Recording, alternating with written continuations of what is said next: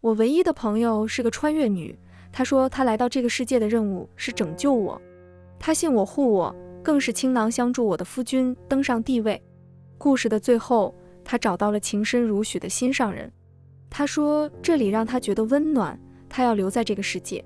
可是后来啊，我快马从边关赶回来，却只看见她苍白瘦弱的身躯，孤独躺在玉棺中，身子冷得像冰。棺椁旁，他的夫君愣在原地一言不发。他的幼儿庆幸低语太好了，我才不要这样的疯子娘亲。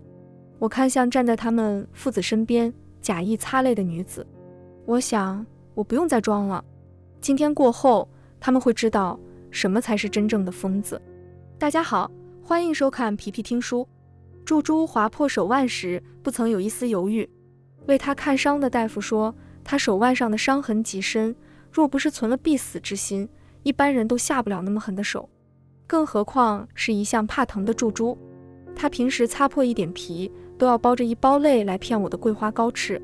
我望着玉棺里的柱珠，他除了脸色苍白一些外，一切都还像活着的样子。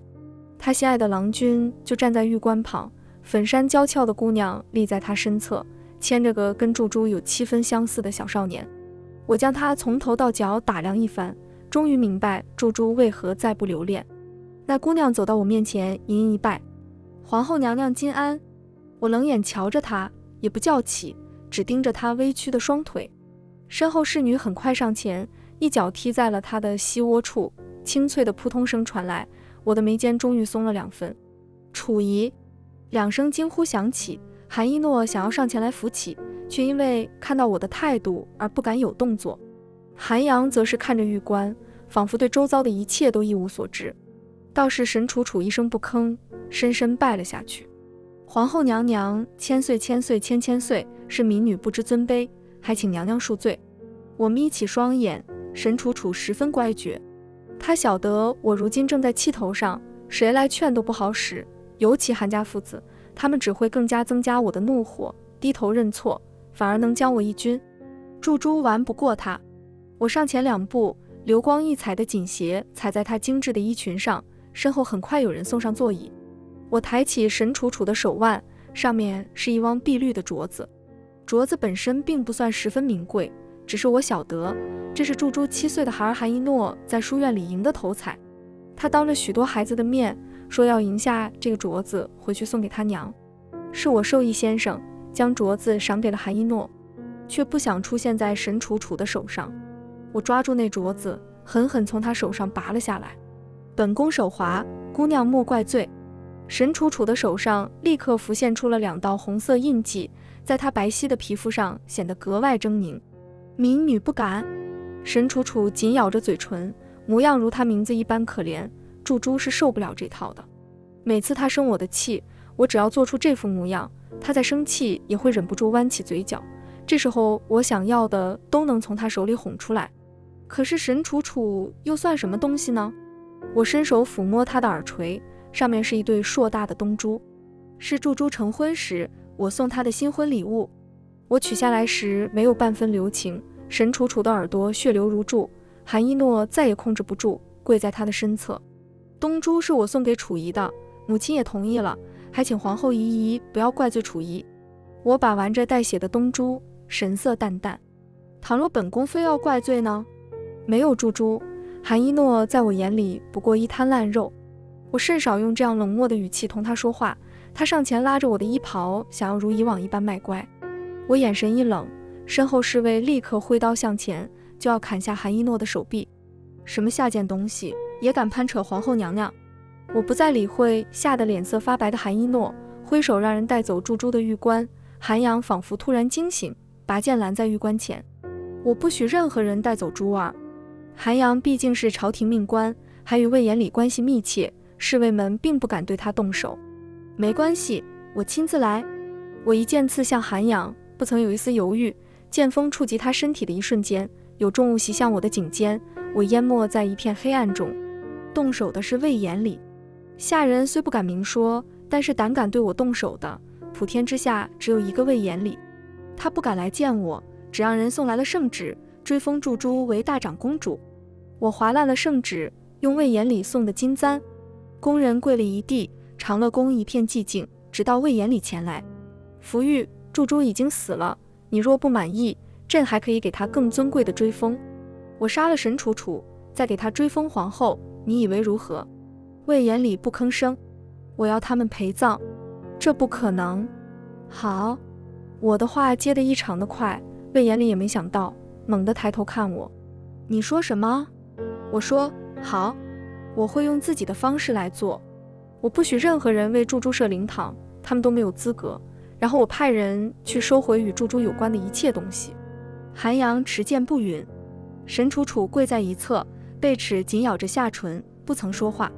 我不过一抬手，侍从便鱼贯而入，将韩阳死死压住，膝盖重重磕在浴室地板上。昔年他求娶祝珠时，也曾这般跪在我面前。他与祝珠私相授受，被我发现，为了祝珠的名声，我不许他们来往。韩阳当着后宫诸人的面跪下，求我允了他们的婚事。我不点头，纵然他与魏延礼交情再深，也无可能求下一道赐婚旨意。那时我问祝珠，嫁了他，你可就不能回去了？祝珠脸上微红。福玉，他说这一生只会有我一人，我想试试。倘若错了，那便错了。祝珠看似柔弱，实则聪明倔强，我是亲自领教过的。他选择韩阳时有多坚定，决定离开时就有多决绝。幼年时他总是教我上兵伐谋，攻心未上。那时我不过8岁，府里的庶妹抢走了母亲留给我的遗物，一件锦袍。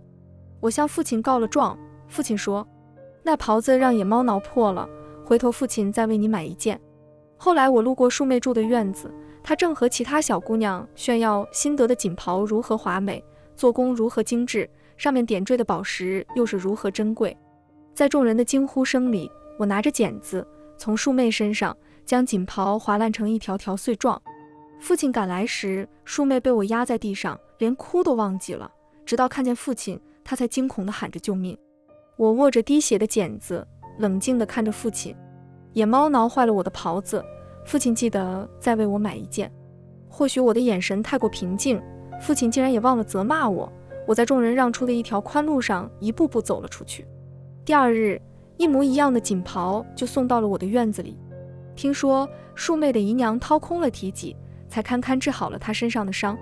从那以后，我再也没在我住的院子附近见过她。京城里多了我的传说，说我残忍嗜血，时常半夜出走伤人。祝珠就是在这个时候出现在我身边。礼部尚书家的姑娘将我推下湖水，我扒住石头，自己爬上了岸，拽着她就扔进了湖。她几乎没了半条命。礼部尚书求到皇帝面前，要父亲严惩我。皇帝询问了当时的情况，无一人愿意为我作证，只有祝珠站出来。是李姑娘先对晋姑娘无礼在先，若是要罚，也应当一视同仁。皇帝了解了前因后果，没有责罚于我，反而勒令礼部尚书要严加管教子女。我从前只晓得谁欺负我，我就杀了谁。但是祝珠跟我说，不要为了惩罚别人而赔上自己，不值得。要让别人受了苦，还不能怨你。我警告过他别靠近我，我身上有毒。祝珠不听。没关系，我自带解药。后来啊，我犯事的时候，总有祝珠给我善后。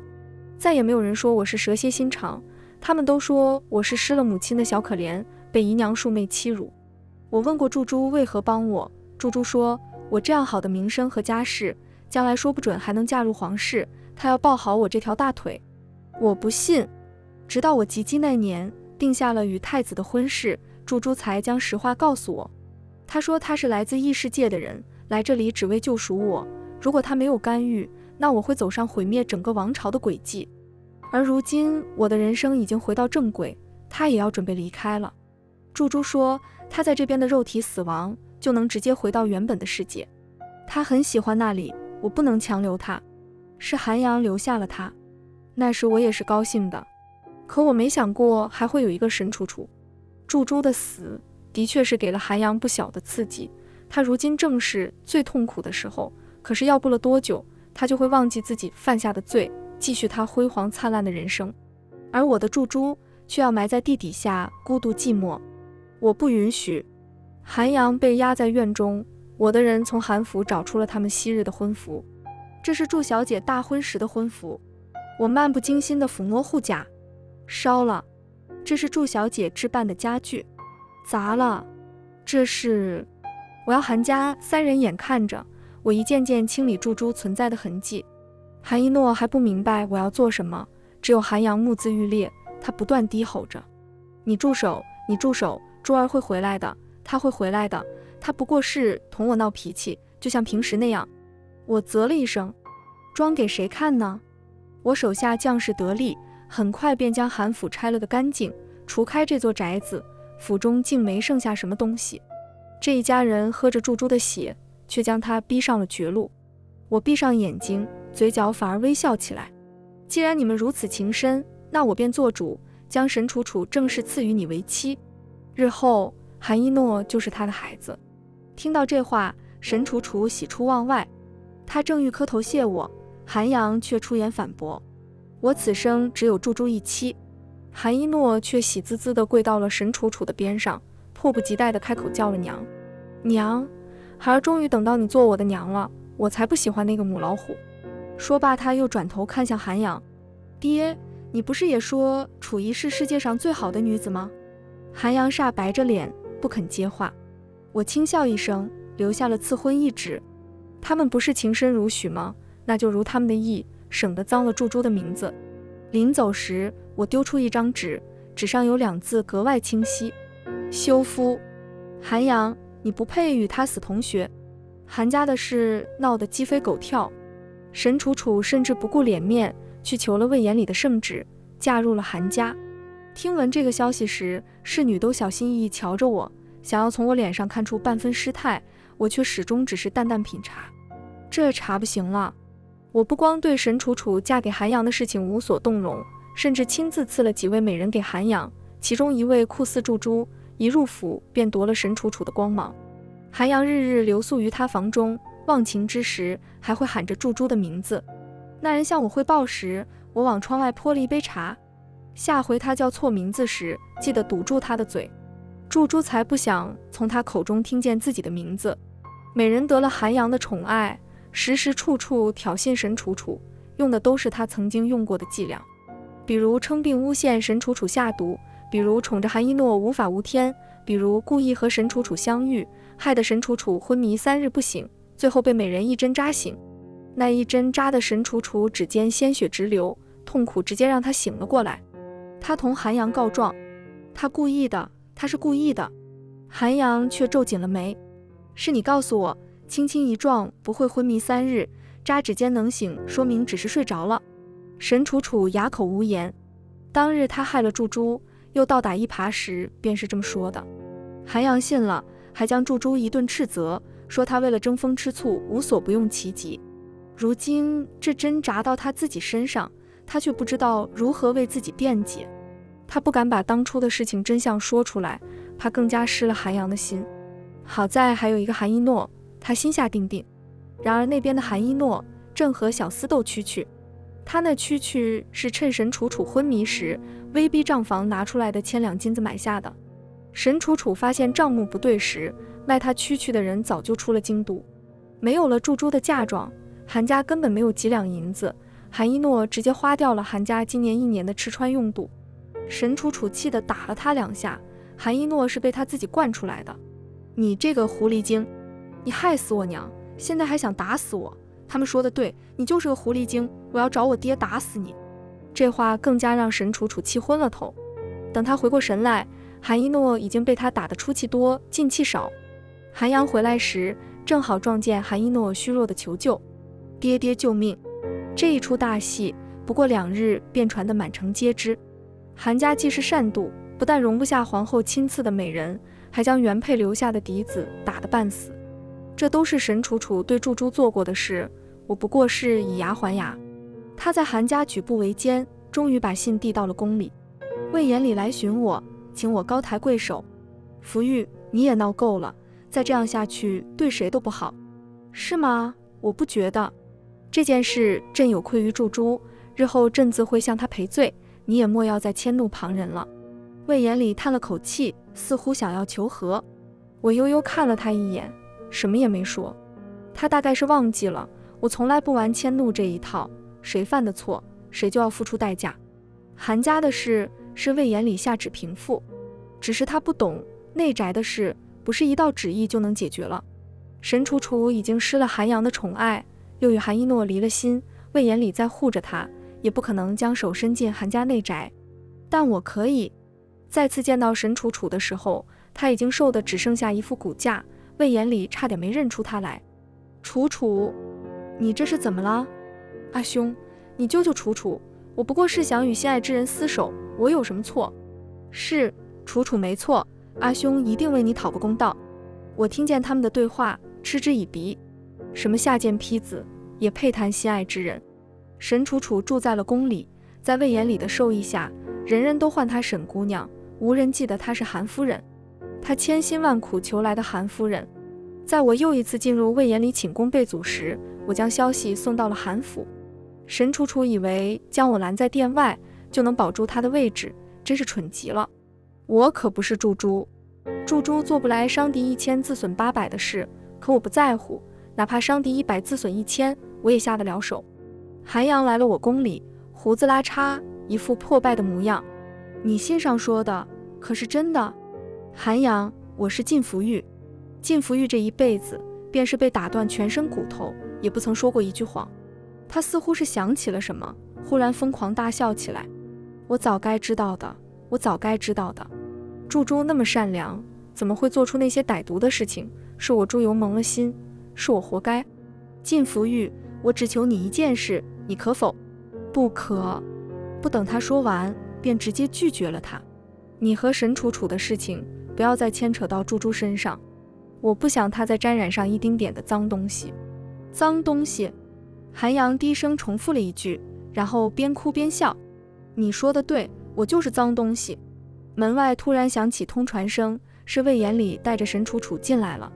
魏延礼将他养得精细，虽然看起来依然纤弱，却不似前些日子的虚弱，反而平添了几分弱柳扶风之姿。他看见韩阳，忍不住往魏延礼身后躲了躲。魏延礼护着他，皱眉看向韩阳：你是来接楚楚回家的吗？不是朕说你，祝珠的死你不能迁怒楚楚。陛下，臣愿以一身军功，求您一个恩典。什么？魏延礼下意识地问。我要和离。我在身后看着，险些笑出声来。男人就是这样，无论从前如何稀罕，一旦到了手，都是蚊子血。祝珠如此，沈楚楚也如此。方才还躲在魏延礼身后的沈楚楚，听到韩阳的话，脸色也不过白了一瞬，却没有出言拒绝。他不是傻子，他晓得韩家已经没有了他的容身之处，倒不如抓着眼前这棵大树。魏延礼虽然不能纳他为妃，却比韩阳更能护着他。只有一件事他没有想到，魏延礼这棵大树是我亲手栽下的，我也会亲手拔除。魏延礼的皇位有一半该我来做。我嫁给他时强敌环伺，他一个失了母族的人，胜算并不大。是我为他拉拢了边关大将，祝珠为他拢住了朝中文官。在他登基之前，我被他最大的对手掳走，他用尽了一切办法，要我改口污蔑魏延礼，好把他拉下皇位。我清醒地看着他用小锤子一块块敲碎我的骨头，我额头全是冷汗，却还笑着挑衅他：就这力气，再敲几根吧。魏延礼将我救出的时候，我几乎成了一坨软肉，是靠着皇室的一颗救命神药保住了一条命。为了让我休养好，魏延礼将我送去了江南的行宫，不许这边的事再打扰我。我信任他，也信任祝珠，将亲信都带去了江南，顺便帮他平了江南水患，消弭了一场大灾。沈楚楚的事情他下令瞒着我，祝珠怕打扰我休息，也不曾传信给我。若不是从京城来的夫人说漏了嘴，我连祝珠的死讯都不会知晓。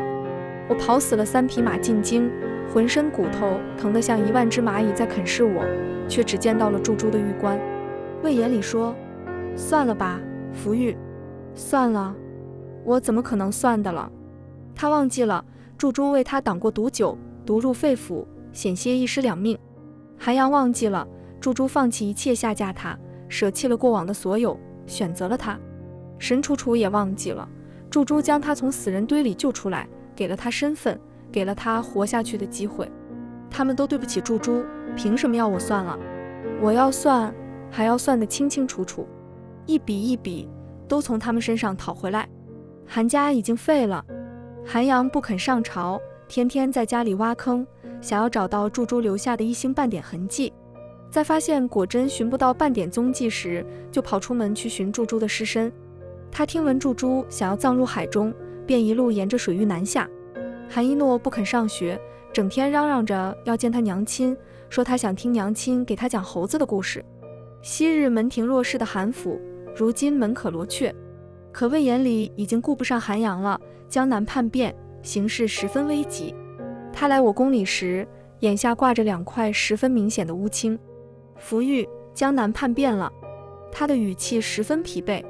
也是，没有我和柱柱的相助，魏延礼这天下未必就能做得稳当。他求我为着百姓再助他一次。我笑着说好，我要沈楚楚的命。别闹了，她不过是一介孤女，碍不着你什么，你又何必如此容不下她？沈楚楚的命换5万大军虎符，你意下如何？这便不只是助他平定叛乱，是要将5万大军送给他了。魏延礼沉思了一盏茶的时间，做出十分纠结的模样。你若真如此恨他，那便依你吧。说完，他便渴求地看着我。我也十分乖觉，从内室取出了虎符。今日我便要看到人。他满口应下，眼中却只有那枚虎符。我将他的所有神情都收入眼中，心下不由得嘲讽。时至今日，我才终于看清这个人。午膳之后，他便派人送了沈楚楚来，那已经是完成时。沈楚楚躺在一辆板车上，脸色煞白，唇角还有着一抹乌黑的血迹。我瞧着他葱白的指尖，意味深长地笑了笑。有我的5万大军相助，江南叛乱一事很快定论。魏延礼好不风光，连带着对我也不似从前。自从沈楚楚死后，我便深居简出。听闻此次平叛，不少人家都出了力，魏延礼要论功行赏，大半人都盯上了他的后宫。魏延礼的后宫只有我一个人，从前无人敢劝他选秀那妃，只因我手上有着5万最精锐的军队，魏延礼忌惮，朝臣更是讳莫如深。如今这大军已经到了魏延礼的手上，他们也有了军功，再提选妃一事，便也不需再忌惮我什么。人总是不知足的，就像韩阳，当初他求娶柱珠的时候，曾许下一生一世一双人的诺言。柱珠说他不想要孩子，韩阳便说此生只守着他也够了。可是后来他旁敲侧击的让柱珠怀上了他的孩子，还险些命丧黄泉。柱珠拼了性命留下的孩子，也没换来多久的真心。不光是这个男人，连他血脉相连的孩子都背叛了他，他们想要的更多。韩阳曾经问过柱珠，愿不愿意多个姐妹和他作伴，柱珠严词拒绝了，连打边鼓的韩一诺都受了罚。这件事柱珠曾在信里与我提过。福玉，你说我是不是选错了？很多事情那时便有了端倪，是我没有及时察觉。选妃一事提上日程的时候，魏延礼还曾来宫中同我道歉。对不起，我如今是天子，总要制衡各方势力。福玉，我心里始终只有你一人，你且信我。我想他大概是忘记了，昔日我侥幸捡回一条命的时候，他曾指天发誓，这辈子我只会有晋福玉一人，如违此事，尸骨无存。我那么信任他，去了江南还不忘助他稳定江山。如今不过数载，他便全然忘了。又或许是久居高位，早便想越过雷池。也是，连韩阳得势之后都会得陇望蜀，何况是至尊的天子。我将要之一而尽。陛下放心，臣妾都省的。我没有的，魏延礼怎么能有？选秀那日，我不曾出席。魏延礼日日在辛纳的妃嫔处留宿，宫中都在传言皇后失宠了。没有5万大军做底气，我这个皇后也不过是个空壳子。如今大概是魏延礼这辈子最得意的时候，大权在握，美人在侧，好不惬意。他完全没有注意到自己每日愈发困顿的精神。太医院来请脉时，总是说他身体极好，比20岁的青少年还要来得健壮。后宫里陈妃有喜的消息，更是让他忽略了那一点不适，他喜不自胜。陈妃便是沈楚楚，他来我宫里挑衅时，我连眉毛都没抬一下。你信不信，我能杀你第1次，也能杀你第2次。魏延礼让他假死，我早便知道，不过是陪他演戏罢了。沈楚楚正是志得意满的时候。晋福玉，你还在嘴硬，驻珠没用，你个短命的更加没用。不等他反应过来，我一剑削掉了他的头发，他以为我要杀他，吓得尖叫都忘记了，呆呆地站在原地，一阵污臭味从他身上传来。魏延礼闻讯赶来，也瞧见这一步，不自觉地后退了3步。来人，快扶陈妃回宫。看着沈楚楚离开，他才把目光转向我。福玉，我不必说，我知道你有苦衷，横竖我是个短命的，日后这后位你都可以给他。我笑得十分开怀，他却突然冷了脸。谁说你短命的？胡说八道，不是吗？你早就知道了，我这破败的身子本就养不好，你不必顾及我。魏延礼，反正我也不会原谅你。我在笑，他却笑不出来。他攥紧了拳头，丢下一句话就落荒而逃。我不会让你死。我漫不经心地拨弄着护甲。我死不死有什么要紧的？要紧的是你们都要死啊！魏延礼一面护着沈楚楚的孩子，一面派人给我诊脉开药。我一碗接一碗地喝，从来不曾拒绝。沈楚楚的孩子降生那日，也是魏延礼成魄之日。他要晋沈楚楚做他的贵妃，要让这个孩子做他的太子。我在他身后忍不住开口：我看不必立太子了，反正你皇位也没了。魏延礼猛然回头，瞧见我身后站着的诸位将军。世家之人不会站在我这一边，但是撑起这片江山的文武百官却有大半收归我手。魏延礼要用虎符才能号令的大军，我不过一句话就能带走。他气急败坏地看着我：晋福玉，你要造反吗？朕何时薄待过你？祝珠死了，朕给了他追封，允许你一切胡闹，连韩阳我都任你处置。就算是朕纳了妃子，也不曾动摇你的皇后之位，你还有什么不满足？旋即他又看向我身后：还有你们这是在干什么？朕才是皇帝，你们要效忠的是朕。我身后立刻传出回答：我们不需要一个只会卖国的皇帝。魏延礼以为做皇帝只要顺从自己本心就好，天下人都要为他喜怒哀乐让步。匈奴攻城，他畏畏缩缩，不肯派人支援，害得边关数万将士力竭而亡，城内百姓血流成河。明明有着远胜匈奴10倍的兵力，他却选择割城求和。文武百官请命北伐，他却浑不在意。管那苦寒之地作甚？咱们都城不是照样繁华？我看着跪了一地的官员，终于看透了一件事：当你从表面看到一个烂了的苹果，那里一定早就烂透了。魏延礼就是这样，我以为他只是背信弃义，登高望本，却发现他本就是自私薄情的人。在我号令下，魏延礼被丢进了天牢。沈楚楚醒来后，身边只有一个小宫女，她抓着人问：陛下呢？小宫女颤颤巍巍：在天牢里。你疯了吧？晋福玉叫你这么说的？这种鬼话他以为能骗到我？陛下可是说了，我生下孩子就封我做贵妃的。他不断在寝宫里呼喊，却没有一个人理会他，就连先前的小宫女都不知道什么时候离开了。宫里没有蜡烛，沈楚楚在黑暗中到处呼喊，却不知白天黑夜。这也是我嘱咐的，将他所住的整个宫殿都盖住，不让一丝光亮透进去，也不让沈楚楚听到一丝声音。我要他一个人生活在这样的环境中。祝珠走不出来，我倒要看看他是不是扛得住。韩阳得到消息回京时，我早已扶持了新帝上位。他跪在我面前：我以为你只是恨我，原是我错了。那你可能弄错了，我从来不恨你。他抬头看我：我不过想弄死你。人总是要说到做到的。就像我小时候，父亲说猫儿挠坏了我的袍子，我不要坐实这话，要他赔我的新袍子。韩阳说他以性命求取祝珠，那他悔诺之后，我要他性命也合情合理。祝珠不在，没人教我应该怎么做，那就按我的标准做。他想替魏延礼求情，却被新帝派人乱棍打了出去。我有些乏味，去天牢见了魏延礼，他早就不复先前风光时的模样。你来了？是啊。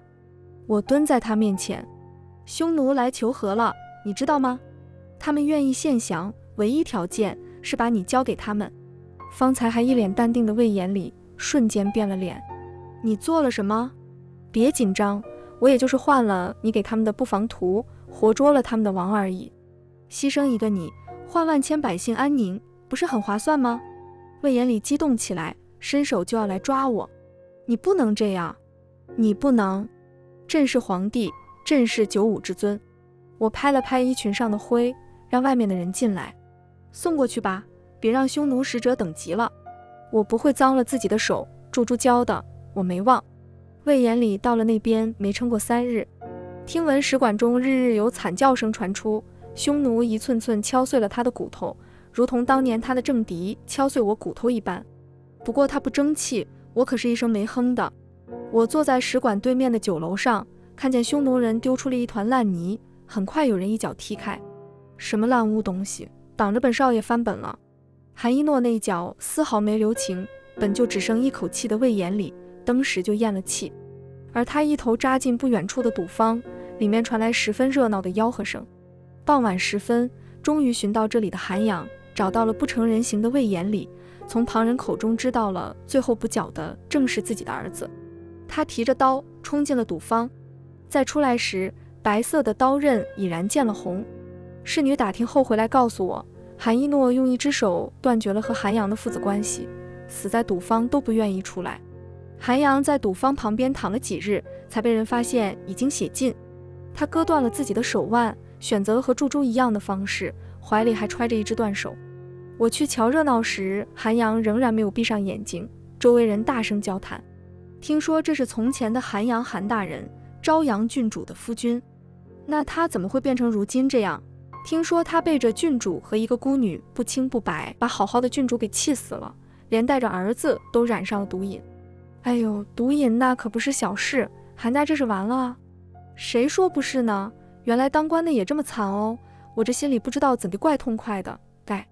我正听得津津有味，新帝派人来寻我。那宫里没声音了。我点点头，去了沈楚楚的宫里。揭开黑布之后，他满面惊恐地倒在宫门口，只差一步就能出去。我让人将他的孩子抱来，在他面前哭了2声，毕竟是他的孩子，总要哭一哭以尽哀思。新帝问我如何处理这个孩子，我只说让人丢到看不见的地方去。我可不是宽宏大度的人，做不到不迁怒沈楚楚的孩子，让人把他丢到柱柱就回沈楚楚的地方，已经是仁至义尽。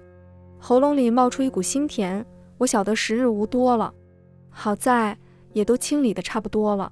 我闭眼之后沉沉睡去。柱柱，你瞧，他们对不起你，我让所有人都赔了罪。来日相见，你可莫要怪我狠毒。许久许久，我的耳边响起熟悉的声音。福玉，是你吗？柱柱穿着我不曾见过的衣裳，笑得一脸开怀。全文完，皮皮听书，感谢您的观看，每天上新精彩小说，喜欢就订阅吧。